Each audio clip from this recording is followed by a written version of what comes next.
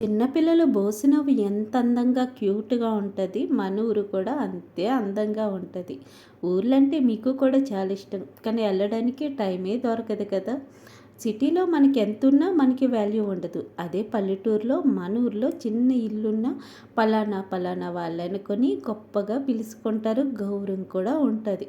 మీకు కూడా తెలిసుంటది. కానీ మీకు వీలు దొరకడం లేదు కదా! పండక్కి, దసరాకి వెళ్ళండి. ఊరు సందడే సందడి అనిపిస్తది.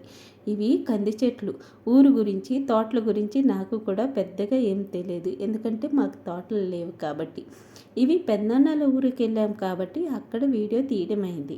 అక్కడ తిత్లీ తుఫాన్‌కి మొత్తం ఊడ్చేసింది. మళ్ళీ ఇవి కొత్త చెట్లు ఇవన్నీ ఏస్తున్నారు. కాపుకొచ్చినప్పటికి బాగా టైం పడతది. చాలా నష్టపోయారు. కానీ గవర్నమెంట్ చాలా సాత్ ఇచ్చింది అప్పట్లోన. కానీ పర్వాలేదు. ఇప్పుడు మన ఊర్లు కూడా సిటీ కంటే చాలా అందంగా ఉంటున్నాయి. చాలా సంవత్సరాలకెళ్ళాను కాబట్టి ఒక్కటి కూడా మట్టి ఇల్లులనేవి లేవు. మొత్తం తిత్లీ తుఫాన్‌కి మొత్తం అందరూ మేడిల్లులే కట్టేసుకున్నారు. తప్పదు కదా! గవర్నమెంట్ కూడా హెల్ప్ చేసింది. దాచుకున్న డబ్బులతో చక్కగా మేడిల్లు కట్టుకొని చక్కగా ఉన్నారు. మన సిటీ కంటే ఊరే చాలా బాగా అనిపిస్తది. Thank you for watching.